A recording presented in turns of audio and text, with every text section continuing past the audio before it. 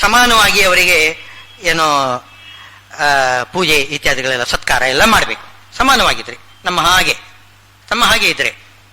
ಹಾಗೆಲ್ಲ ಸ್ವಲ್ಪ ವ್ಯತ್ಯಾಸ ಎಲ್ಲ ಮಾಡಿದ್ರು, ಎಲ್ಲ ವೈಷಮ್ಯ ತೋರಿದ್ರು ಅಂತಂದ್ರೆ ಅವರಿಗೆ ಆ ವೈಷಮ್ಯಕ್ಕೆ ಅನುಗುಣವಾಗಿಯೇ ವರ್ತನೆ ಮಾಡಬೇಕು. ಸಾಮ್ಯ ಇದ್ದಲ್ಲಿ ಸಮಾನವಾಗಿ ಅವರಿಗೆ ಸತ್ಕಾರ ಮಾಡಬೇಕು. ವೈಷಮ್ಯ ಇದ್ದಲ್ಲಿ ವೈಷಮ್ಯಕ್ಕೆ ಅನುಗುಣವಾಗಿ ಪೂಜೆ ಮಾಡಬೇಕು. ಬ್ರಾಹ್ಮಣ ಬಂದ್ರೆ ಮನೆಗೆ ಅವನು ಕರೆದು ಅವನ ಪಾದ ತೊಳೆದು ಏನೋ ಅವನಿಗೆ ಬೇಕಾದಷ್ಟು ದಾನ ಅನ್ನದಾನ ಇತ್ಯಾದಿಗಳೆಲ್ಲ ಮಾಡಿ ಅವನನ್ನು ಪೂಜೆ ಮಾಡಬೇಕು. ಅದೇ ಚಂಡಾಲ ಬಂದರೆ ಭಗವದ್ಭಕ್ತನಾಗಿದ್ದರೆ ಸರಿ, ಅವನಿಗೆ ಅಲ್ಲೇನೆ ಒಂದಿಷ್ಟು ಅವನಿಗೆ ಕೊಟ್ಟು ಕಳಿಸಿಕೊಡ್ಬೇಕು. ನಮಸ್ಕಾರ ಕೂಡ್ದು, ಅಭಿವಾದನೆ ಇಲ್ಲ. ಹೇಳ್ತಾರೆ, ವಿಪ್ರಾತ್ ದುಷಡ್ಗುಣಯುತಾತ್ ಅರವಿಂದ ನಾಭ ಪಾದಾರವಿಂದ ವಿಮುಖಾತ್ ಸ್ವಪಚಂ ವರಿಷ್ಠಂ ಮನ್ಯೆ ಅಂತ. ಅವನಿಗೆ ಚಂಡಾಲನೇ ಶ್ರೇಷ್ಠ ಅಂತೆ. ಬ್ರಾಹ್ಮಣನಲ್ಲಿ ಭಕ್ತಿ ಇಲ್ಲ, ಚಂಡಾಲನಲ್ಲಿ ಭಕ್ತಿ ಇದೆ ಅಂತಂದ್ರೆ ಚಂಡಾಲನಿಗೇನೆ ಪೂಜೆ ಮಾಡಿ ಅಂತಂತಾರೆ. ಆದ್ರೆ ಪೂಜೆ ಮಾಡ್ಬೇಕಾಗಿದ್ರೆ ಒಂದು ಶಾಸ್ತ್ರದಲ್ಲಿ ಹೀಗೆ ಮಾಡ್ಬೇಕು ಅಂತ ಹೇಳಿದ್ದಾರೆ. ಯಾವ ರೀತಿ ಪೂಜೆ ಮಾಡ್ಬೇಕು ಅಂತ ಅನ್ನೋದನ್ನು ಹೇಳಿದ್ದಾರೆ. ಆ ಶಾಸ್ತ್ರಕ್ಕೆ ಅನುಗುಣವಾಗಿ ಪೂಜೆ ಮಾಡಬೇಕು. ಆ ಶಾಸ್ತ್ರಕ್ಕೆ ಅನುಗುಣವಾಗಿ ಪೂಜೆ ಮಾಡಿದರೆ ಅದು ಸಮಪೂಜೆ. ಶಾಸ್ತ್ರಕ್ಕೆ ವಿರುದ್ಧವಾಗಿ ಪೂಜೆ ಮಾಡಬಾರ್ದು. ಶಾಸ್ತ್ರದಲ್ಲಿ ಯಾವ ರೀತಿ ಹೇಳ್ತಾರೋ ಆ ರೀತಿ ಪೂಜೆ ಮಾಡಬೇಕು. ಅದನ್ನು ಈ ಮನು ಧರ್ಮಶಾಸ್ತ್ರದಲ್ಲಿ ಹೇಳ್ತಾ ಇದೆ. ಯಾರ್ಯಾರಿಗೆ ಯಾವ ರೀತಿ ಪೂಜೆ ಮಾಡಬೇಕು. ಸಜ್ಜನರಿಗೆ ತಾನೆ, ದುರ್ಜನರಿಗೆ ಪೂಜೆ ಅಂತ ಅನ್ನೋದಿಲ್ಲ. ಕೇವಲ ದೇವರಲ್ಲಿ ಬೇಡ್ಕೋಬೇಕು, ಒಳ್ಳೆ ಬುದ್ಧಿ ಕೊಡಿ ಅವನಿಗೆ ಅಂತ. ಒಳ್ಳೆ ಬುದ್ಧಿ ಕೊಡಿ ಅವನಿಗೆ, ಅವನಿಗೆ ಉದ್ಧಾರ ಆಗಲಿ, ಅವನೇನೋ ತಪ್ಪು ಮಾಡ್ತಾ ಇದ್ದಾನೆ, ನೀನೇ ಮಾಡಿಸ್ತಾ ಇದೆಯಾ, ಅವನಿಗೆ ಒಳ್ಳೇದಾಗ್ಲಿ ಅಂತ ಇಷ್ಟು ಮಾತ್ರ ಮನಸ್ಸಲ್ಲಿ ಚಿಂತನೆ ಮಾಡಬೇಕು. ಸಜ್ಜನರು ಯಾರಿದ್ದಾರೆ, ನಮಗೆ ಬಂಧುಗಳು ಯಾರಿದ್ದಾರೆ, ಮಿತ್ರರು ಯಾರಿದ್ದಾರೆ, ಉಪಕಾರ ಮಾಡ್ತಕ್ಕಂಥವ್ರು ಯಾರಿದ್ದಾರೆ, ಅವರಿಗೆ ಅವರವರ ಆ ಒಂದು ಕ್ರಮ ಶಾಸ್ತ್ರದಲ್ಲಿ ಹೇಳಿದ್ದಾರೆ. ಯಾರ್ಯಾರಿಗೆ ಎಷ್ಟೆಷ್ಟು ಪೂಜೆ ಮಾಡಬೇಕು ಅಂತ ಒಂದು ಕ್ರಮ ಹೇಳಿದ್ದಾರೆ. ಅದು ಮನು ಧರ್ಮಶಾಸ್ತ್ರದಲ್ಲಿ ಹೇಳ್ತಾರೆ. ವಿತ್ತಂ ಬಂಧು ವಯಃ ಕರ್ಮ ವಿದ್ಯಾ ಚೈವಚ ಪಂಚಮಿ ಏತಾನಿ ಮಾನ್ಯಸ್ಥಾನಾನಿ ಅಂತ. ವಿತ್ತ ದುಡ್ಡು, ಅವರಿಗೆ ನಮಸ್ಕಾರ ಮಾಡ್ಬೇಕಂತೆ. ದುಡ್ಡು ದೇವರಿಗೆ ನಮಸ್ಕಾರ ಮಾಡ್ಬೇಕಂತೆ, ಅವರಿಗೆ ಪೂಜೆ ಮಾಡಬೇಕು. ದುಡ್ಡಿದ್ದವರಿಗೆ ಪೂಜೆ, ದುಡ್ಡವನೇ ದೊಡ್ಡಪ್ಪ, ದುಡ್ಡಿದ್ದವನೇ ದೊಡ್ಡಪ್ಪ ಅಂತ ಹೇಳಿ ಹೇಳ್ತಾರಲ್ಲ. ಅಂದ್ರೆ ಯಾರು ನಮಗೆ ಹಣದಿಂದ ಉಪಕಾರ ಮಾಡ್ತಾರೆ ಅಂಥವ್ರನ್ನ ಇಟ್ಟುಕೊಳ್ಬೇಕು ನಾವಿಲ್ಲಿ. ಯಾರು ಉಪಕಾರ ಮಾಡ್ತಾನೆ, ಉದಾಹರಣೆಗೆ ರಾಜ ಏನು ಬೆಳಿಗ್ಗೆ ಎದ್ದು ಕಪಿಲಾಂ ದರ್ಪಣಂ ಭಾನುಂ ಭಾಗ್ಯವಂತಂಚ ಭೂಪತಿಂ, ಭಾಗ್ಯವಂತ ಭೂಪತಿ ಅವನು ದರ್ಶನ ಮಾಡಬೇಕು ಅಂತ ಹೇಳ್ತಿದ್ದಾರೆ. ಯಾಕೆ? ಅವನು ನಮಗೆ ಉಪಕಾರ ಮಾಡ್ತಕ್ಕಂಥವ್ರು. ಯಾರ್ಯಾರು ಉಪಕಾರ ಮಾಡ್ತಕ್ಕಂಥವ್ರು ಅವರಿಗೆ ಅವರಲ್ಲಿ ಅಲ್ಲಿ ನಿಂತುಕೊಂಡು ಭಗವಂತನೇ ಉಪಕಾರ ಮಾಡ್ತಾ ಇದ್ದಾನೆ, ಅವರ ಭಗವಂತನ ವಿಶೇಷ ಸನ್ನಿಧಾನ ಅವರಲ್ಲಿದೆ ಅಂತ ಅವರಿಗೆ ಪೂಜಾ ಮಾಡಬೇಕು. ಅದರಲ್ಲಿ ದುಡ್ಡಿದ್ದವನು ಒಳ್ಳೆ ಧರ್ಮ ಮಾರ್ಗದಿಂದ ಯಾರು ದುಡ್ಡು ಸಂಪಾದನೆ ಮಾಡ್ತಾನೆ ಅವನಿಗೆ ನಾವು ಪೂಜೆ ಮಾಡಬೇಕು. ಅದು ಮೊದಲು. ಅವನಿಗಿಂತಲೂ ಹೆಚ್ಚು ಪೂಜೆ ಬಂಧುಗಳಿಗೆ ಮಾಡಬೇಕಂತೆ. ತಾಯಿ ತಂದೆಯರು, ಬಂಧು ಬಳಗದವರು, ಅವರಿಗೆ ಹೆಚ್ಚು ಪೂಜೆ. ಅವರಿಗಿಂತಲೂ, ಯಾರಿಗೆ? ದುಡ್ಡಿದ್ದವರಿಗಿಂತಲೂ ಹೆಚ್ಚಿಗೆ ಪೂಜೆ ಬಂಧುಗಳಿಗೆ ಮಾಡಬೇಕು. ಬಂಧುಗಳಿಗೆ ಅವರು ತುಂಬಾ ನಮಗೆ ಉಪಕಾರ ಮಾಡಿರ್ತಾರೆ. ಬಂಧುಗಳು ಅಂತಂದ್ರೆ ಬಂಧುತ್ವ ಇದೆ ನೋಡಿ, ಆ ಬಂಧುತ್ವ ಪ್ರೀತಿಯಿಂದ ನಮಗೆ ಉಪಕಾರ ಮಾಡಿಯೇ ಮಾಡಿರ್ತಾರೆ. ಏನೋ ಒಂದು ಮಾಡಿಲ್ಲ ಅಂತಂದ್ರೆ ನಮ್ಮ ಪ್ರಾರಬ್ಧ ಕರ್ಮ. ವಾಸ್ತವವಾಗಿ ಬಂಧುತ್ವ ಇದೆ ಅಂತಂದ್ರೆ ಅವರು ಉಪಕಾರ ಮಾಡಿಯೇ ಮಾಡ್ತಾರೆ. ತಾಯಿ ತಂದೆಯವರು ಮಾಡ್ತಕ್ಕಂತಹ ಉಪಕಾರ, ಅದನ್ನು ಪ್ರೀತಿ ಏನಿದೆ ಅದಕ್ಕೆ ಬೆಲೆ ಕಟ್ಟಲಿಕ್ಕೆ ಸಾಧ್ಯವಿದೆಯೇ? ತಾಯಿ ತಂದೆಯವರು ಮಾಡ್ತಕ್ಕಂಥ ಪ್ರೀತಿಗೆ ಅವರಿಗೆ ವಯಸ್ಸಾದ ಮೇಲೆ ಅವರನ್ನು ವೃದ್ಧಾಶ್ರಮಕ್ಕೆ ತೀರಿಸಿ ಬಿಡ್ತಾರೆ. ನಮ್ಮ ಮನೆಯಲ್ಲಿ ಇದ್ಬಿಟ್ರೆ ನಮ್ಗೆ ತೊಂದರೆ, ಬುದ್ಧಿವಾದ ಹೇಳ್ತಾರೆ ಅವರು. ಎಲ್ಲದಕ್ಕೂ ಕೂಡ ಹಾಗೆ ಮಾಡಬೇಡ ಹೀಗೆ ಮಾಡಬೇಡ ಬುದ್ಧಿವಾದ ಹೇಳ್ತಾರೆ. ಸುಮ್ಮನೆ ಕಿರಿಕಿರಿ ಯಾಕೆ ಅವರನ್ನು ಇದಕ್ಕೆ ವೃದ್ಧಾಶ್ರಮಕ್ಕೆ ಹಾಕತಕ್ಕಂಥದ್ದು ಬಂದುಬಿಟ್ಟಿದೆ. ಪಾಶ್ಚಿಮಾತ್ಯ ಸಂಸ್ಕೃತಿ ಅಲ್ಲ, ಕುಸಂಸ್ಕೃತಿ. ಅದರಿಂದ ಆ ರೀತಿ ಪ್ರೇರಿತರಾಗಿ ನಾವು ಕೂಡ ಮಾಡ್ತಾ ಇದ್ದೇವೆ. ಅದು ತಪ್ಪದು. ನಮಗೆ ತಿಳಿ ಹೇಳಬೇಕು ಮಕ್ಕಳಿಗೆ, ಮಾಡಬಾರದು. ತಂದೆ ತಾಯಿಗಳ ಋಣ ಅದನ್ನು ಯಾವತ್ತೂ ಕೂಡ ಅದು ಪರಿಹಾರ ಆಗುವುದಿಲ್ಲ. ಅವರು ಸತ್ತ ಮೇಲೂ ಕೂಡ ಪಿಂಡ ಪ್ರದಾನ ಮಾಡಬೇಕು. ಸತ್ತ ಮೇಲೂ ಕೂಡ, ಜೀವಂತವಾಗಿರುವಾಗ ಹೇಗೆ ಹಾಗಿರುವಾಗ ಬಂಧುಗಳಲ್ಲಿ ಬಹಳ ಪ್ರೀತಿ ಇಟ್ಕೋಬೇಕು. ಅವರಿಗೆ ಹೆಚ್ಚು ಪ್ರೀತಿ ಮಾಡಬೇಕು. ಏನು ದುಡ್ಡಿದ್ದವರಿಗಿಂತಲ ವಿತ್ತಂ ಬಂಧು. ಇನ್ನು ಬಂಧುಗಳಿಗಿಂತಲೂ ಕೂಡ ವಯಸ್ಸಾದವರಿದ್ದಾರೆ. ವಯಸ್ಸಿನಲ್ಲಿ ಅವರು ಹಿರಿಯರಾಗಿದ್ದು ಅನುಭವಿಗಳು, ಅವರು ನಮಗೆ ವಿಶೇಷವಾಗಿ ಉಪದೇಶ ಮಾಡಬಲ್ಲರು. ಯಾಕೆಂದರೆ ಅವರು ಅನುಭವದಿಂದ ಕಂಡುಕೊಂಡವರು, ನಮಗೆ ಉಪಕಾರ ಮಾಡ್ತಾರೆ ಅಂತ ವಯಸ್ಸಾದವರಿದ್ದಾರೆ. ಅವರಿಗೆ ವಿಶೇಷವಾಗಿ ಅವರಿಗಿಂತ ಹೆಚ್ಚು, ಬಂಧುಗಳಿಗಿಂತಲೂ ಹೆಚ್ಚು ವಯಸ್ಸಾದವರು, ವೃದ್ಧರು, ಜ್ಞಾನವೃದ್ಧರು, ವಯೋವೃದ್ಧರು ಯಾರಿದ್ದಾರೆ ಅಂಥವರ ವಿಶೇಷವಾದ ಅನುಗ್ರಹ ನಾವು ಪಡೆಯಬೇಕು. ಏನು ತಲೆ ಕೂದಲು ಹಣ್ಣಾಯಿತು ಅಂತ ವೃದ್ಧರಲ್ಲ. ನತೇನಾಸ್ಯ ಫಲಿತಂ ಏನ ಇದು ಅವನು ಇದಲ್ಲ, ಏನು ವೃದ್ಧ ಅಂತೇಳಿ ಹೇಳೋದಿಲ್ಲ. ಮತ್ತೇನು ಜ್ಞಾನದಿಂದ ವೃದ್ಧರಾಗಿರ್ತಕ್ಕಂಥವ್ರು, ಅನುಭವದಲ್ಲಿ ಮೇಲ್ಗಡೆ ಇರತಕ್ಕಂಥವ್ರು, ಅಂಥವರನ್ನು ವಿಶೇಷವಾಗಿ ಪೂಜೆ ಮಾಡಬೇಕು. ಆಮೇಲೆ ಕರ್ಮ ಅಂತಂದ್ರೆ ಒಳ್ಳೆಯ ಕರ್ಮ ಅಂತಂದ್ರೆ ಲೋಕೋಪಕಾರಕವಾಗಿರ್ತಕ್ಕಂಥ ಕರ್ಮ. ಏನೋ ಆಸ್ಪತ್ರೆಗಳನ್ನು ಕಟ್ಟಿಸೋದು, ಸ್ಕೂಲು ಕಾಲೇಜುಗಳನ್ನೆಲ್ಲ ಮಾಡಿ ವಿದ್ಯಾದಾನಕ್ಕೆ ಏನು ಉಪಕಾರ ಮಾಡ್ತಕ್ಕಂಥದ್ದು, ದೇವಸ್ಥಾನ ಕಟ್ಟಿಸುವುದು, ದೇವಸ್ಥಾನದಲ್ಲಿ ಜನರೆಲ್ಲ ಬಂದು ಪೂಜೆ ಮಾಡುವ ಹಾಗೆ ಅದಕ್ಕೆ ಒಂದು ಅನುಕೂಲತೆ ಮಾಡಿಕೊಡೋದು, ಜ್ಞಾನ ಕಾರ್ಯದಲ್ಲಿ ಸ್ಪಾನ್ಸರ್ ಮಾಡೋದು, ಇದು ಬಹಳ ಅದು ಒಂದು ಜ್ಞಾನ ಕಾರ್ಯ. ಏನು ಕರ್ಮ. ತಾವು ಜ್ಞಾನಾಮೃತ ಪಾನ ಮಾಡ್ತಾರೆ, ಉಳಿದವರಿಗೂ ಕೂಡ ಜ್ಞಾನಾಮೃತವನ್ನು ಉಣಿಸ್ತಾರೆ. ಅಂಥ ಒಂದು ದೊಡ್ಡ ಕಾರ್ಯ, ಅಂಥ ಕರ್ಮ. ಈ ರೀತಿ ಕರ್ಮ ಯಾರು ಮಾಡ್ತಾರೆ ಅವರಿಗೆ ಎಲ್ಲರಿಗಿಂತ ಹೆಚ್ಚಿನ ಒಂದು ಪ್ರೀತಿ, ಸತ್ಕಾರ ಮಾಡಬೇಕು, ಪ್ರೀತಿಯಿಂದ ಸತ್ಕಾರ ಮಾಡಬೇಕು ಅಂತ ಹೇಳ್ತಾರೆ. ಆಮೇಲೆ ಆ ಕರ್ಮಕ್ಕಿಂತಲೂ ವಿಶೇಷ ಯಾವುದು? ವಿದ್ಯಾ. ಕೊನೆಯದು ಮೊದಲು ದುಡ್ಡು, ಆಮೇಲೆ ಬಂಧುತ್ವ, ಆಮೇಲೆ ವಯಸ್ಸು, ಆಮೇಲೆ ಕರ್ಮ ಆದ ಮೇಲೆ ಕೊನೆಯದಿದೆಯಲ್ಲ ಪಂಚಮಿ, ಐದನೇದು ಯಾವುದು ಅಂದ್ರೆ ವಿದ್ಯಾ. ಆ ವಿದ್ಯೆ ಅಂತನ್ನೋದಿದೆಯಲ್ಲ ಅದು ಹೆಚ್ಚಿನ ಪೂಜೆಗೆ ಅರ್ಹ. ಯಾಕೆಂದ್ರೆ ಆ ವಿದ್ಯೆ ಅಂತನ್ನೋದು ಯಾವತ್ತೂ ಕೂಡ ಒಂದು ಜನ್ಮಕ್ಕೆ ಅಲ್ಲ, ಮುಂದಿನ ಜನ್ಮಕ್ಕೂ ಬರತಕ್ಕಂಥದ್ದು. ಮಂಚ ಬಾರದು, ಮಡದಿ ಬಾರಳು, ಕಂಚು ಕನ್ನಡಿ ಬಾರದು ಎಲ್ಲ ಹೇಳ್ತೇವೆ. ಅಲ್ಲೇ ಮಾಡಿದ್ದುಂಟಲ್ಲ ಯಾವುದು ತಪಸ್ಸು ಏನಿದೆ, ಆ ತಪಸ್ಸು ವಿದ್ಯೆ ಅದು ಮಾತ್ರ ಜನ್ಮಾಂತರಕ್ಕೂ ಕೂಡ ನಮ್ಮ ಜೊತೆಗೆ ಬಂದು ನಮ್ಮನ್ನು ಉದ್ಧಾರ ಮಾಡ್ತದೆ. ಅಂಥ ಒಂದು ಜ್ಞಾನೋಪದೇಶ ಮಾಡ್ತಕ್ಕಂಥವ್ರು ಗುರುಗಳಿದ್ದಾರಲ್ಲ ಅವರಿಗೆ ಹೆಚ್ಚಿನ ಪೂಜೆ, ಅದರಷ್ಟು ಪೂಜ್ಯಗೆ ನಿಮಿತ್ತ ಇನ್ನೊಂದಿಲ್ಲ. ಈ ವೈಷಮ್ಯವನ್ನು ಗಮನದಲ್ಲಿ ಇಟ್ಟುಕೊಳ್ಬೇಕು ಪೂಜೆ ಮಾಡುವಾಗ. ನಮ್ಮ ಗುರುಗಳು ವಿಶೇಷ ದೇಶರು, ಅವರ ಗುರುಗಳು ವಿದ್ಯಾಮಾನ್ಯರು, ಇವರೆಲ್ಲ ಹೇಗೆ? ಅವರಲ್ಲಿ ಒಂದಲ್ಲ ಎರಡಲ್ಲ, ಈ 5 ಕೂಡ ಇದೆ ಅವರಲ್ಲಿ, 5 ಕೂಡ ಇದೆ. ವಿತ್ತ ಕೇಳಬೇಕೆ? ಎಲ್ಲ ಶಿಷ್ಯರು ಬಂದು ಕಾಲು ಹಿಡಿದು ತಮ್ಮದೆಲ್ಲ ಸರ್ವಸ್ವವನ್ನು ದಾನ ಮಾಡಿಬಿಡ್ತಾರೆ ಅವರಿಗೆ. ಶಿಷ್ಯರ ಸಂಪತ್ತೆಲ್ಲ ಗುರುಗಳದು. ಗುರುಗಳು ಮಾತ್ರ ಅದು ತನ್ನದು ಹಕ್ಕು ಅಂತ ಹೇಳೋದಿಲ್ಲ. ಇದು ಬ್ರಾಹ್ಮಣನ ಒಂದು ಇದಂತೆ, ವಿಪ್ರಸ್ಯ ಸರ್ವಮೇವೇತದು ಯತ್ಕಿಂಚಿ ಜಗತೀತಲೆ ಅಂತ. ಸ್ವಕರ್ಮನಿಷ್ಠನಾಗಿರತಕ್ಕಂಥ ಬ್ರಾಹ್ಮಣನಿಗೆ ಸಂಪತ್ತು ಯಾವುದು ಅಂದ್ರೆ ಪ್ರಪಂಚದಲ್ಲಿ ಇರತಕ್ಕಂಥದ್ದೆಲ್ಲ ಅವನದೇ ಅಂತೆ. ಆದರೆ ಅವನು ತನ್ನದು ಅಂತ ತಗೊಳ್ಳಿಕ್ಕೆ ಹೋದರೆ ಅವನ ಬ್ರಾಹ್ಮಣ್ಯ ಹೋಯ್ತು. ಇದು ಬಹಳ ಅವಂದು ಆದರೆ ಅವಂದಲ್ಲ. ತನ್ನದು ಅಂತ ಅವನು ತಿಳ್ಕೊಳ್ಬಾರದು, ಮಾತ್ರ ಅದು ಅವಂದೇ. ತನ್ನದು ಅಂತ ಅವನು ತಿಳ್ಕೊಳ್ಬಾರದು, ಅವನು ಡಿಮಾಂಡ್ ಮಾಡಬಾರದು. ಶಿಷ್ಯರು ಕೊಡಬೇಕು, ಶಿಷ್ಯರ ಸಂಪತ್ತೆಲ್ಲ ಗುರುಗಳದ್ದೇ ಇದು. ಈ ರೀತಿ ಎಲ್ಲ ಸಂಪತ್ತು ಅವರದೇ, ಎಲ್ಲರಿಗೂ ಕೂಡ ಗುರುಗಳಾಗಿರತಕ್ಕಂಥವ್ರವರು. ವಿತ್ತಮ್ ಬಂಧು ಕೇಳಬೇಕೆ? ತಾಯಿ ತಂದೆಗಳಿಗಿಂತಲೂ ಕೂಡ ಹೆಚ್ಚಾಗಿ ಶಿಷ್ಯರನ್ನು ನೋಡಿಕೊಳ್ತಕ್ಕಂಥವ್ರು. ಪ್ರತಿಯೊಬ್ಬ ಸಣ್ಣ ಹುಡುಗ ವಿದ್ಯಾಪೀಠದಲ್ಲಿ ನೋಡಿ, ಬೆಂಗಳೂರು ವಿದ್ಯಾಪೀಠದಲ್ಲಿ ಸಣ್ಣ ಮಕ್ಕಳು 7-8 ವಯಸ್ಸು ಮುಂಜಿ ಆಗಿರ್ತದೆ. ಅಂತಹ ಮಕ್ಕಳು ಬಂದಿರ್ತಾರೆ. ತಂದೆ ತಾಯಿಗಳು ಎಲ್ಲ ಊರಲ್ಲಿ ಇರ್ತಾರೆ. ಆದರೆ ಆ ತಂದೆ ತಾಯಿಗಳಿಗಿಂತ ಹೆಚ್ಚಾಗಿ ಶ್ರೀಗಳವರು ಆ ಮಗುವನ್ನು ಹತ್ತಿರದಲ್ಲಿ ಕರೆಸಿ ಕೂತು, ನಿನಗೇನು ತೊಂದರೆ ಆಗಿದೆ, ಯಾಕೆ, ಏನು ಬೇಕಾಗಿದೆ ನಿನಗೆ ಎಲ್ಲ ವಿಚಾರ ಮಾಡಿ ಅವನ ಎಲ್ಲ ಶ್ರೇಯಸ್ಸು ಮುಂದಿನದ್ದು ಏನು ನಡೀತದೆ ಅದನ್ನೆಲ್ಲ ಅವರೇ ನಿಂತು ಮಾಡ್ತಾರೆ ಕೊನೆ ತನಕನೂ ಕೂಡ. ಸುಧಾಮಂಗಳಾಯಿತು, ಎಲ್ಲಿಗಾದ್ರೂ ಹೊರಟೋಗು ಹಾಗೇನಿಲ್ಲ. ಸುಧಾಮಂಗಳಾದರೂ ಕೂಡ ನನ್ನ ಜೊತೆಗೇನೇ ಇರಬೇಕು. ಆ ಸಂದರ್ಭದಲ್ಲಿ ಮನೆ ತನ್ನ ಬಳಿಯಲ್ಲೇ ಇಟ್ಕೊಂಡು ಸಂದರ್ಭ ಬಂದಾಗ, ಒಳ್ಳೆಯ ಒಂದು ಅವಕಾಶ ಸಿಕ್ಕಿದಾಗ ಅಲ್ಲಿಗೆ ಕಳಿಸಿಕೊಟ್ಟು ಅವರಿಗೆ ಸರಿಯಾಗಿರ್ತಕ್ಕಂತಹ ಮಾರ್ಗದರ್ಶನ ಜೀವನದಲ್ಲಿ ಮಾಡಿಕೊಡ್ತಾರೆ. ಬಂಧುಗಳಿಗಿಂತಲೂ ಹೆಚ್ಚಿನ ಬಂಧುಗಳು. ವಯಸ್ಸು ಕೇಳಬೇಕೆ? 70 ವರ್ಷ ಸನ್ಯಾಸ ಜೀವನ. ಆಲೋಚನೆ ಮಾಡಿ. ವಯಸ್ಸು ಅಂದ್ರೆ ಎಂಥ ವಯಸ್ಸು? ಬರೀ ವಯಸ್ಸಲ್ಲ, ಕಾಗೆಗೂ ವಯಸ್ಸಾಗ್ತದೆ. ಅದು 100 ಕಾಲ ಬಾಳ್ತದೆ ಕಾಗೆ, ಅದಲ್ಲ. ಸನ್ಯಾಸ ಜೀವನದಲ್ಲಿ 70 ವರ್ಷ ಬದುಕಿದ್ದಾರೆ. ಸಣ್ಣ ಮಗುವಾಗಿದ್ದಾಗ 7-8 ವಯಸ್ಸು ಆ ಮಗುವಿಗೆ ಏನು ಸನ್ಯಾಸಾಶ್ರಮ ಕೊಟ್ಟಿದ್ದಾರೆ ಗುರುಗಳು.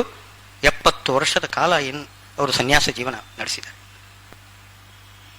ಕರ್ಮ ಕೇಳಬೇಕೆ, ಜ್ಞಾನ ಉಪದೇಶಕ್ಕೋಸ್ಕರ ಎಷ್ಟೆಷ್ಟು ಅವರು ಆ ಸೇತು ಹಿಮಾಚಲ ಎಲ್ಲಿಗೆ ಹೋದರೂ ಕೂಡ ನಮ್ಮವರಿಗೆ ಮಡಿ ಮೈಲಿಗೆ ಅನುಷ್ಠಾನ ಮಾಡಲಿಕ್ಕೆ ಆಗುವುದಿಲ್ಲ ಅಂತ ಒಂದು ಸಂದರ್ಭ ಬಾರದ ಹಾಗೆ ಮಾಡಿದ್ದಾರೆ. ಎಲ್ಲಿ ಹೋದರೂ ಕೂಡ ಒಂದು ಮಠ, ಒಂದು ಆಲಯ, ದೇವಸ್ಥಾನ, ಒಂದು ಧರ್ಮಛತ್ರ ಏನಾದರೂ ಮಾಡಿ ಪ್ರತಿಯೊಂದು ಊರಿನಲ್ಲಿಯೂ ಅವಕಾಶ ಕಲ್ಪನೆ ಮಾಡಿಕೊಟ್ಟಿದ್ದಾರೆ. ಮನೆಯಲ್ಲಿ ನಮಗೆ ಪಿಂಡ ಪ್ರದಾನ ಮಾಡ್ಲಿಕ್ಕೆ ಆಗುದಿಲ್ಲ, ಸರಿ ಇಲ್ಲಿಯೂ ಬನ್ನಿ ನೀವು ಮಾಡಿಸಿ ಅಂತ ಹೇಳ್ತಾರೆ, ಅವಕಾಶ ಮಾಡಿಕೊಡ್ತಾರೆ. ಎಷ್ಟು ಆ ಕರ್ಮ ಕರ್ಮ ಕರ್ಮ ಅಂತಂದ್ರೆ ಅಷ್ಟು ಲೋಕೋಪಕಾರ, ಸಮಾಜ ಸೇವೆ ಎಷ್ಟು ಮಾಡಿದ್ದಾರೆ. ವಿದ್ಯಾ ಅಂತ ಕೇಳಬೇಡಿ, ಏನು ವಿದ್ಯೆಯ ಮೂರ್ತಿ ಅವರು, ಪ್ರತ್ಯಕ್ಷ ವಿದ್ಯೆಯ ಮೂರ್ತಿಯವರು, ಉಪದೇಶ ಮಾಡ್ತಕ್ಕಂಥವ್ರು. ಹೀಗೆ ಎಲ್ಲ ರೀತಿಯಿಂದಲೂ ಶ್ರೀಗಳವರು ನಮಗೆ ಪೂಜ್ಯರಾಗಿರ್ತಕ್ಕಂಥವ್ರು. ಆ ರೀತಿ ಯಾರು ಈ ಕ್ರಮವಾಗಿ ಆ ಪೂಜ್ಯತೆಗೆ ಅರ್ಹವಾಗಿರ್ತಕ್ಕಂತಹ ಒಂದು ಅಂಶ ಯಾರು ಅಳವಡಿಸಿಕೊಂಡಿದ್ದಾರೆ ಅಂಥವರು ಅವರವರ ಅಂತಸ್ತಿಗೆ ಸರಿಯಾಗಿ ಅವರಿಗೆ ಪೂಜಾ ಮಾಡಬೇಕಂತ. ಹೀಗೆ ಅಂತಸ್ತಿಗೆ ಸರಿಯಾಗಿ ಪೂಜಾ ಮಾಡಿಕೊಂಡು ಬಂದರೆ, ವೈಷಮ್ಯ ಮಾಡಿದರೆ ಇದು ವೈಷಮ್ಯ. ಭಗವಂತ ಹೇಳ್ತಿದ್ದಾನೆ ಸಮಬುದ್ಧಿ ಅಂತ, ಶ್ರೀಮದಾಚಾರ್ಯರು ಹೇಳ್ತಾರೆ ಈ ವೈಷಮ್ಯವೇ ಸಮಬುದ್ಧಿ ಅಂತ. ಸಮಬುದ್ಧಿ ಸಮಬುದ್ಧಿ ಅಂತಂದ್ರೆ ಆ ವಿಷಮರಿದ್ದಾರೆ, ಒಬ್ಬ ಬ್ರಾಹ್ಮಣ ಇದ್ದಾನೆ, ಒಬ್ಬ ಚಂಡಾಲ ಇದ್ದಾನೆ, ಇಬ್ಬರಿಗೂ ಕೂಡ ಒಂದೇ ರೀತಿ ಪೂಜೆ ಮಾಡಿಬಿಟ್ಟ ಸಾಮ್ಯ. ಅದು ಸಾಮ್ಯ ಅಲ್ಲವೇ ಅಲ್ಲ, ಅದು ವೈಷಮ್ಯ. ವೈಷಮ್ಯವಿರುವಲ್ಲಿ ಸಾಮ್ಯ ತೋರಿಸಿದರೆ ಅದು ವೈಷಮ್ಯ. ಎಲ್ಲಿ ವೈಷಮ್ಯ ಇದೆ ಅಲ್ಲಿ ವೈಷಮ್ಯವನ್ನೇ ಮಾಡಿದರೆ ಅದು ಸಮ ಅಲ್ವೇ? ಹಾಗೆ ಆ ರೀತಿ ವೈಷಮ್ಯವನ್ನು ಮಾಡಿದರೆ ಅದು ಸಮಬುದ್ಧಿ ಅಂತ ಅನ್ಸುತ್ತೆ. ಇದಕ್ಕೆ ವಿಶೇಷವಾಗಿ ಅದು ಮನುಧರ್ಮಶಾಸ್ತ್ರದಲ್ಲಿ ಹೇಳಿದ್ದು ಅಂತ ಮಾತ್ರವಲ್ಲ, ನಮಗೆ ಮೋಕ್ಷದಲ್ಲಿಯೂ ಕೂಡ ಈ ರೀತಿ ಅವರ ಸತ್ಕಾರ್ಯಕ್ಕೆ ಪೂಜೆಗೆ ಅರ್ಹತೆ ಹೆಚ್ಚಾದಂತೆ ಹೆಚ್ಚಿನವರು ಯಾರಿದ್ದಾರೆ ಅವರಿಗೆ ಮೊದಲ ಪೂಜೆ ಅಂದ್ರೆ ವಾಯುಜೀವೋತ್ತಮ, ವಾಯುದೇವರಿಗೆ ಮೊದಲಿಗೆ ಪೂಜೆ, ಆಮೇಲೆ ರುದ್ರಾದಿ ದೇವತೆಗಳಿಗೆ. ಹೀಗೆ ತಾರತಮ್ಯ ಕ್ರಮದಿಂದ ದೇವತೆಗಳನ್ನು ಪೂಜೆ ಮಾಡಿಕೊಂಡು ಬಂದರೆ ಮೋಕ್ಷದಲ್ಲಿಯೂ ಕೂಡ ಅವನಿಗೆ ತನಗಿಂತ ಕೆಳಗಿನವರು ಯಾರಿದ್ದಾರೆ ಅವರಿಗಿಂತ ಮೇಲಿನ ಸ್ಥಾನ ಮೋಕ್ಷದಲ್ಲಿ ಅವನಿಗೂ ಕೂಡ ಸಿಗ್ತದಂತೆ. ವೈಷಮ್ಯ ಮಾಡಬೇಕು. ಕೆಳಗಿನವರಿಗೂ ಮೇಲಿನವರಿಗೂ ಒಂದೇ ರೀತಿಯಲ್ಲಿ ಪೂಜೆ ಅಲ್ಲ. ಆ ತಾರತಮ್ಯ, ಅದಕ್ಕೋಸ್ಕರನೇ ತಾರತಮ್ಯವನ್ನು ಹೇಳೋದು ಶ್ರೀಮದಾಚಾರ್ಯರು. ಪಂಚಭೇದ ತಾರತಮ್ಯ ಮಾಡುವುದಲ್ಲ, ತಾರತಮ್ಯ ಇರುವುದನ್ನು ಹೇಳ್ತಾ ಇದ್ದಾರೆ, ತಾರತಮ್ಯ ಮಾಡುವುದಿಲ್ಲ ಶ್ರೀಮದಾಚಾರ್ಯರು. ಅದೇ ಸಾಮ್ಯ. ತಾರತಮ್ಯ ಏನಿದೆ ಅದನ್ನು ಸರಿಯಾಗಿ ತಿಳ್ಕೊಂಡು ಅದೇ ರೀತಿಯಲ್ಲಿ ದೇವರನ್ನು ಪೂಜೆ ಮಾಡಿದರೆ ಅದೇ ಸಮಬುದ್ಧಿ. ಶಾಸ್ತ್ರ ಹೇಳ್ತಾ ಇದೆ, ಇದು ಶ್ರೀಮದಾಚಾರ್ಯರು ಹೇಳುವುದಂದ್ರೆ ಶ್ರೀಮದಾಚಾರ್ಯರು ಹೇಳಿದ್ದು ಶಾಸ್ತ್ರದ ವಚನವನ್ನೇ ನಮಗೆ ತಿಳಿಸಿ ಹೇಳ್ತಿದ್ದಾರೆ. ಪುರಾಣದಲ್ಲಿ ವರ್ಣನೆ ಇದೆ, ಬ್ರಹ್ಮವೈವರ್ತ ಮುಂತಾಗಿರತಕ್ಕಂಥ ಪುರಾಣಗಳಲ್ಲಿ ಈ ಮಾತು ಬರ್ತದೆ. ಸಮಾನಾಂ ವಿಷಮಾ ಪೂಜಾ ವಿಷಮಾನಾಂ ಸಮಾ ತಥಾ.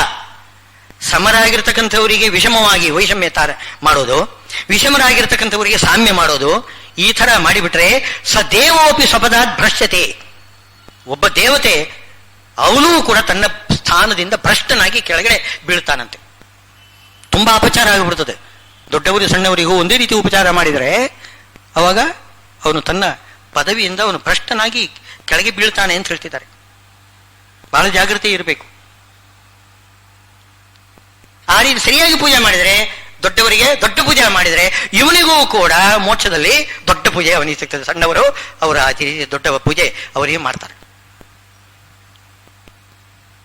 ಅದರಿಂದ ಸಮಾನಾಂ ವಿಷಮಾ ಪೂಜಾ ಇದೆ. ವಿಷಮ ಪೂಜೆ ಮಾಡಬೇಕು ಅಂತ ಬುದ್ಧಿ ಇದ್ರೂ ಕೂಡ ಅದು ಸಮಬುದ್ಧಿ, ವಿಷಮ ಪೂಜೆ ಮಾಡಿದ್ರೂ ಅದು ಸಮಬುದ್ಧಿ. ಇದನ್ನೆಲ್ಲ ಪರಮಾತ್ಮನೇ ಮಾಡಿರತಕ್ಕಂಥದ್ದು. ಈ ನಮ್ಮ ವೈಷಮ್ಯವನ್ನು, ಈ ವ್ಯತ್ಯಾಸ ಮಾಡ್ತಾರಲ್ಲ, ಒಬ್ಬರಿಗೆ ವಿತ್ತ, ಒಬ್ಬರಿಗೆ ಬಂಧುತ್ವ, ವಯಸ್ಸು ಇತ್ಯಾದಿಗಳೆಲ್ಲ ಒಬ್ಬೊಬ್ಬರಲ್ಲಿ ಒಂದೊಂದು ಇದಿರ್ತದೆ, ಎಲ್ಲ ಪರಮಾತ್ಮನ ಅಧೀನ ಅಂತ ಅದನ್ನು ತಿಳ್ಕೊಳ್ಬೇಕು. ಆದರೆ ಒಂದು ಮಾತು ನಮಗೆ ಸಂಶಯ ಬರ್ತದೆ ಇಲ್ಲಿ, ಸಾಧುಷ್ವಪಿಚ ಪಾಪೇಶು ಅಂತಂತ ಇದೆ. ಸಾಧುಗಳಿಗೂ ಪಾಪಿಗಳಿಗೂ ಒಂದೇ ರೀತಿ ಶಾಸ್ತ್ರೋಕ್ತವಾಗಿರತಕ್ಕಂತಹ ಸತ್ಕಾರ ಮಾಡೋದು ಹೇಗೆ, ಪಾಪಿಗಳಿಗೆ ಹೇಗೆ ಸತ್ಕಾರ ಮಾಡೋದು ಅಂತ ಅನ್ನೋದು ಪ್ರಶ್ನೆ ಬರ್ತದೆ. ಪಾಪೇಶು ಅಂತಂದ್ರೆ ಪರಮಾತ್ಮನ ಒಂದು ವ್ಯವಸ್ಥೆ, ಸಜ್ಜನರು ದುರ್ಜನರು ಅಂತಕ್ಕಂಥ ಒಂದು ವ್ಯವಸ್ಥೆ ಮಾಡಿಟ್ಟಿದ್ದಾನೆ. ಅಲ್ಲಿ ಸಜ್ಜನರು ಯಾರು ಅಂತಂದರೆ ದೇವತೆಗಳು. ನಿಯಮೇನ ಸಜ್ಜನರು ಯಾರಿದ್ದಾರೆ, ಸಾಧುಗಳು ಅಂದರೆ ದೇವತೆಗಳು. ನಿಯಮೇನ ಪಾಪಿಗಳು ಅಂದರೆ ದೈತ್ಯರುಗಳು. ಅವರಿಬ್ಬರನ್ನು ಬಿಟ್ಟು ಉಳಿದವರಲ್ಲಿ ಸುಹೃತ್, ಮಿತ್ರ, ದ್ವೇಷ್ಯ, ಬಂಧು, ಉದಾಸೀನ, ಶತ್ರುಗಳು ಯಾರಿದ್ದಾರೆ, ಇವರು ಮನುಷ್ಯೋತ್ತಮರಲ್ಲಿ ಬರ್ತಾರೆ. ಈಗ ಒಂದೇ ಶ್ಲೋಕದಲ್ಲಿ 3 ಹೇಳಿದ್ದಾರೆ. ಒಂದು ಸುಹೃನ್ಮಿತ್ರಾರ್ಯುದಾಸೀನ ಮಧ್ಯಸ್ಥ ದ್ವೇಷ್ಯ ಬಂಧುಷು, ಇದೊಂದು ವರ್ಗ. ಅವರು ಮನುಷ್ಯೋತ್ತಮರು. ಕೆಲವೊಮ್ಮೆ ಸುಹೃತ್ತಾಗ್ತಾರೆ, ಕೆಲವೊಮ್ಮೆ ಅವರೇ ಮಿತ್ರರಾಗ್ತಾರೆ, ಕೆಲವೊಮ್ಮೆ ಅವರೇ ಶತ್ರುಗಳಾಗ್ತಾರೆ. ಎಲ್ಲ ಭಗವಂತನ ಒಂದು ಇಚ್ಛೆ, ಅದರಿಂದ ಹಾಗೆ ವ್ಯತ್ಯಾಸ ಆಗಿಯೇ ಆಗ್ತದೆ. ಅದು ಭಗವಂತನೇ ಮಾಡೋದು. ಆದರೆ ದೇವತೆಗಳು ಸದಾ ನಮಗೆ ಸಾಧುಗಳೇ, ನಮಗೆ ಯಾವತ್ತೂ ಕೂಡ ಉಪಕಾರ ಮಾಡತಕ್ಕಂಥವರು, ಯಾವತ್ತೂ ನಮಗೆ ಅಪಕಾರ ಮಾಡೋದಿಲ್ಲ. ಪಾಪಿಗಳು, ದೈತ್ಯರುಗಳು ಯಾವತ್ತೂ ಕೂಡ ಅಪಕಾರವನ್ನೇ ಮಾಡ್ತಾರೆ. ಅವರು ಯಾವತ್ತೂ ನಮಗೆ ಉಪಕಾರ ಮಾಡೋದಿಲ್ಲ. ಒಂದು ವೇಳೆ ಏನಾದರೂ ಉಪಕಾರ ಮಾಡಿದರೂ ಕೂಡ ಮೇಲ್ನೋಟಕ್ಕೆ ಉಪಕಾರ, ಆಮೇಲೆ ಅದು ಪರಿಣಾಮ ಅದು ಅಪಕಾರದಲ್ಲಿ ಪರಿಣಾಮ. ಹೀಗೆ 3 ವರ್ಗದ ಜನರು ಇರ್ತಾರೆ. ಅಲ್ಲಿ ಮನುಷ್ಯೋತ್ತಮರು ಅಂತ ಯಾರಿದ್ದಾರೆ ಅವರಲ್ಲಿ ಈ ನಿಯಮ ಏನು, ಸುಹೃತ್, ಮಿತ್ರ ಇತ್ಯಾದಿಗಳೆಲ್ಲ, ಅದನ್ನೆಲ್ಲ ಭಗವಂತ ಅವರಿಯಾತಿ ಮಾಡಿಸ್ತಾನೆ. ಆ ರೀತಿ ಅವರಲ್ಲಿ ನಾವು ಪ್ರೀತಿಯನ್ನು ಇಡಬೇಕು. ಮನುಷ್ಯೋತ್ತಮರು ಯಾರು ಅಂದರೆ ಅಜ್ಞಾನಿಗಳು. ಇಲ್ಲಿ ಮನುಷ್ಯೋತ್ತಮರ ಶಬ್ದದಿಂದ ಅಜ್ಞಾನಿಗಳು ಅಂತ ಇಟ್ಕೊಂಡಿದ್ದಾರೆ. ಅಪರೋಕ್ಷಿಗಳೆಲ್ಲ ದೇವತಾ ವರ್ಗಕ್ಕೆ ಸೇರಿಬಿಡ್ತಾರೋ, ಮನುಷ್ಯೋತ್ತಮರಾಗಿದ್ದರೂ ಕೂಡ ಅಪರೋಕ್ಷಿಗಳು. ಅಜ್ಞಾನಿಗಳು ಯಾರು ಮನುಷ್ಯೋತ್ತಮರಿದ್ದಾರೆ ಅವರಲ್ಲಿ ಇರತಕ್ಕಂತಹ ಈ ಭೇದ ಏನಿದೆ ಅದೆಲ್ಲ ಭಗವಂತನೇ ಮಾಡಿರತಕ್ಕಂಥದ್ದು. ಅದಕ್ಕೆ ಕಾರಣ ನಾನು ಇರ್ಬೋದು, ಅವನು ಇರ್ಬೋದು, ಏನೋ ಭಗವಂತನ ಸಂಕಲ್ಪ, ಅವನ ಸಂಕಲ್ಪ, ಅವನ ಪ್ರಕಾರ. ನನ್ನ ಪ್ರಾರಬ್ಧದಿಂದ ಒಬ್ಬ ನನಗೆ ಶತ್ರು ಆಗಬಹುದು, ಇಲ್ಲ ಅವನ ಪ್ರಾರಬ್ಧದಿಂದ ಅವನು ನನಗೆ ಶತ್ರು ಆಗಬಹುದು. ಅದೇ ಹೇಗೂ ಹೇಳಿಗೆ ಬರ್ತದೆ. ಮಿತ್ರನೂ ಹಾಗೇನೆ, ನನ್ನ ಪ್ರಾರಬ್ಧ ಅದು ಈಗಿನ ಕರ್ಮನೂ ಆಗಿರ್ಬೋದು, ಹಿಂದಿನ ಕರ್ಮನೂ ಆಗಿರ್ಬೋದು. ಅದಕ್ಕೆ ಅನುಗುಣವಾಗಿ ಭಗವಂತ ಶತ್ರುತ್ವ, ಮಿತ್ರತ್ವ ಇತ್ಯಾದಿಗಳನ್ನೆಲ್ಲ ಭಗವಂತ ಕೊಡ್ತಿರ್ತಾನೆ. ಅದೆಲ್ಲ ಭಗವಂತನ ಅಧೀನ. ಈ ರೀತಿ ತಿಳ್ಕೊಳ್ಳೋದಿದೇನೆ ಭಗವಂತನಲ್ಲಿ ಸಮತ್ವ ಬುದ್ಧಿ. ಎಲ್ಲವೂ ಕೂಡ ಭಗವಂತನ ಅಧೀನ ಅಂತ ತಿಳ್ಕೊಳ್ಳೋದು ಭಗವಂತನ ಸಮತ್ವ ಬುದ್ಧಿ. ಇನ್ನು ಎಲ್ಲರಲ್ಲಿಯೂ ಕೂಡ ಭಗವಂತ ನಿರ್ಲಿಪ್ತನಾಗಿ ತಾನು ಆನಂದಮಯನಾಗಿ ಇರ್ತಾನೆ ಅಂತನ್ನೋದು ಒಂದು ಭಗವಂತನಲ್ಲಿ ಸಮತ್ವ ಬುದ್ಧಿ. ಇನ್ನು ಜೀವರಲ್ಲಿ ಸಮತ್ವ ಬುದ್ಧಿ ಅಂತಂದ್ರೆ ಅವರಲ್ಲಿ ಇರತಕ್ಕಂತಹದ್ದು ಏನು ಶತ್ರುತ್ವ ಮಿತ್ರಾದಿಗಳೆಲ್ಲ ಅವರ ಸ್ವರೂಪದಲ್ಲಿ ಇಲ್ಲ. ಸ್ವರೂಪದಲ್ಲಿ ಅವರೆಲ್ಲ ಏನು ಅಂತಂದ್ರೆ ಮನುಷ್ಯೋತ್ತಮರು, ಎಲ್ಲ ಚಿದ್ರೂಪರು, ಜ್ಞಾನಸ್ವರೂಪರು. ಅವರು ಆಗಾಗ್ಗೆ ತೋರಿಸ್ತಕ್ಕಂಥದ್ದು ಶತ್ರುತ್ವ ಮಿತ್ರಾದಿಗಳೆಲ್ಲ ಭಗವಂತನ ಅವನು ಮಾಡಿಸಿರ್ತಕ್ಕಂಥದ್ದು. ಅಷ್ಟೇ, ಅವರ ಸ್ವರೂಪದಲ್ಲಿ ಸೇರಲಿಲ್ಲ ಅಂತನ್ನೋದು ಇದು ಜೀವರ ವಿಷಯದಲ್ಲಿ ಸಮಬುದ್ಧಿ. ಇನ್ನು ಆ ಜೀವರುಗಳಲ್ಲಿ ಈ ರೀತಿ ಸುಹೃತ್ವ ಇತ್ಯಾದಿಗಳೆಲ್ಲ ಬರ್ತದಲ್ಲ, ಅಲ್ಲಿ ಯಾವ ರೀತಿ ಅವರಲ್ಲಿ ನಾವು ನಡ್ಕೊಳ್ಬೇಕು ಅಂತನ್ನೋದನ್ನು ಶಾಸ್ತ್ರ ಹೇಳಿದೆ. ಆ ರೀತಿ ಶತ್ರುಗಳಲ್ಲಿ ಯಾವ ರೀತಿ ನಡ್ಕೊಳ್ಬೇಕು, ಈಗ ಪ್ರಹ್ಲಾದರಾಜರ ದೃಷ್ಟಾಂತ ಇದು ನೋಡಿ. ಶತ್ರು ಆಗಿರತಕ್ಕಂತಹ ಹಿರಣ್ಯಕಶಿಪುವಿನಲ್ಲಿ ಪ್ರಹ್ಲಾದರಾಜರು ಹೇಗೆ ತೋರಿಸ್ಕೊಂಡ್ರು ಶಾಸ್ತ್ರ ಹೇಳ್ತಾ ಇದೆ. ಏನು ಹೇಳ್ತಾ ಇದೆ? ನರಸಿಂಹದೇವರಲ್ಲಿ ಅವರು ಪ್ರಹ್ಲಾದರಾಜರು ಬೇಡಿಕೊಂಡ್ರು ಅಂತ ಹೇಳ್ತಾ ಇದೆ. ಹಾಗೆ ಒಳ್ಳೆ ಬುದ್ಧಿ ಬರಲಿ ಅಂತ ನಾವು ದೇವರಲ್ಲಿ ಪ್ರಾರ್ಥನೆ ಮಾಡ್ಕೊಳ್ಳೋದು. ಅವರನ್ನೇ ದೂಷಣೆ ಮಾಡೋದಲ್ಲ. ಅವ್ರು ಏನೋ ಪ್ರಾರಬ್ಧ ಕರ್ಮದಿಂದ ನಮಗೆ ದ್ವೇಷ ಮಾಡ್ತಾ ಇದ್ದಾರೆ, ಅವ್ರಿಗೆ ಒಳ್ಳೆ ಬುದ್ಧಿ ಕೊಡುವ ಅಂತ ದೇವರಲ್ಲಿ ಬೇಡ್ಕೊಳ್ಳೋದು. ಇದು ಆ ಜೀವಗಳಲ್ಲಿ ಸಮತ್ವ ಬುದ್ಧಿ. ಹೀಗೆ ಸಮತ್ವ ಬುದ್ಧಿ ಎಂಬುದು ಅಪರೋಕ್ಷ ಜ್ಞಾನಕ್ಕೆ ಕಾರಣ. ಇಂತಹ ಸಮತ್ವ ಬುದ್ಧಿ ಬೇಕು.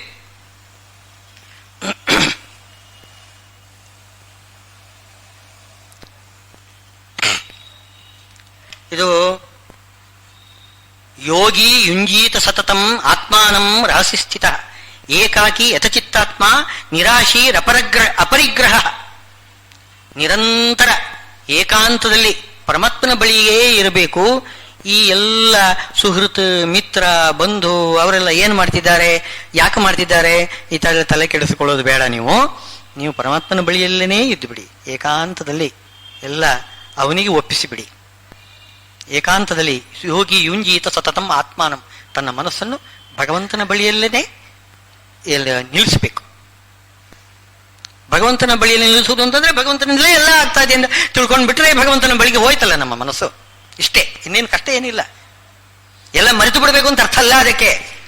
ಅವನು ಮಾಡಿದ ಶತ್ರುತ್ವವನ್ನು, ಇವನು ಮಾಡಿದಂತಹ ಮಿತ್ರತ್ವವನ್ನು ಎಲ್ಲ ಮರಿಬೇಕು ಅಂತ ಅರ್ಥ ಅಲ್ಲ. ಎಲ್ಲ ಭಗವಂತನೇ ಮಾಡಿದ್ದು ಅಂತಂದು ಬಿಟ್ರೆ ಮುಗಿದೋಯ್ತಲ್ಲ, ಅದು ಭಗವಂತನ ಬಳಿಗೆ ಹೋಯ್ತು. ಈ ರೀತಿ ಭಗವಂತನ ಬಳಿಯಲ್ಲೇ ಏಕಾಂತದಲ್ಲಿ ಯೋಗಿ ಯುಂಜೀತ ಸತತಂ ಆತ್ಮಾನಂ ರಹಸಿ ಸ್ಥಿತ. ರಹಸಿ ಅಂದರೆ ದುರ್ಜನರ ಸಂಗ ಮಾಡಬಾರದು. ಅವರು ನಮ್ಮ ಮನಸ್ಸನ್ನು ಆ ಕಡೆ ಸೆಳೀತಾರೆ. ಆ ಕಡೆ ಸೆಳೆದ ಹಾಗೆ ರಹಸ್ಯದಲ್ಲಿ ಏಕಾಂತದಲ್ಲಿ, ಏಕಾಂತ ಅಂದ್ರೆ ಹಾಗರ್ಥ ಭಕ್ತರ ಸಂಘದಲ್ಲೇನೆ ಇರಬೇಕು. ಏನೋ ಅಸಂಗಭೂಷ ನಾನು ಸಾಧು ಸಂಗೀತ ಅಂತ ಹೇಳ್ತಾರೆ. ಸಜ್ಜನರ ಜೊತೆಗೆ ನಾವು ಇರಬೇಕು, ಅದೇ ಅಸಂಗ. ಏಕಾಂತ ಅಂದ್ರೆ ಅರ್ಥವೇನೋ ಸಜ್ಜನರ ಜೊತೆಗೇನೆ ಇರಬೇಕು, ದುರ್ಜನರ ಬಳಿಗೆ ಹೋಗಬಾರದು. ಆ ರೀತಿ ರಹಸ್ಯ ಸ್ಥಿತ ಏಕಾಕಿ ಯಥ ಚಿತ್ತಾತ್ಮ, ಮನಸ್ಸನ್ನು ಈ ರೀತಿ ನಿಗ್ರಹ ಮಾಡಿಕೊಂಡು ಭಗವಂತನ ಬಳಿಗೆ, ನಿಗ್ರಹ ಅಂದ್ರೆ ಇನ್ನೇನು ಅಲ್ಲ, ಅದರ ಏನು ಸಂಚಾರ ಮಾಡತಕ್ಕಂಥ ದಿಕ್ಕನ್ನು ಬದಲಾಯಿಸಬೇಕು, ಇಷ್ಟೇ. ಯಥಚಿತ್ತಾತ್ಮ ನಿರಾಶೀರಪರಿಗ್ರಹ, ಯಾವ ವಿಷಯ ಪದಾರ್ಥಗಳಲ್ಲಿ ಆಸಕ್ತಿಯನ್ನು ಬಿಟ್ಟು ಬಿಡಬೇಕು, ಬಿಟ್ಟು ಭಗವಂತನಲ್ಲಿ ನಮ್ಮ ಮನಸ್ಸನ್ನು ನೆಡಬೇಕು. ಹಾಗೆ ಮಾಡಿದರೆ ಅವನಿಗೆ ಅಪರೋಕ್ಷ ಜ್ಞಾನ ಲಭಿಸ್ತದೆ ಅಂತ ಶ್ರೀಕೃಷ್ಣ ಉಪದೇಶ ಮಾಡ್ತಿದ್ದಾನೆ ಅಂತ ಅನ್ನೋಲ್ಲಿಗೆ ಇಂದಿನ ಪ್ರವಚನ. ಶ್ರೀಕೃಷ್ಣ.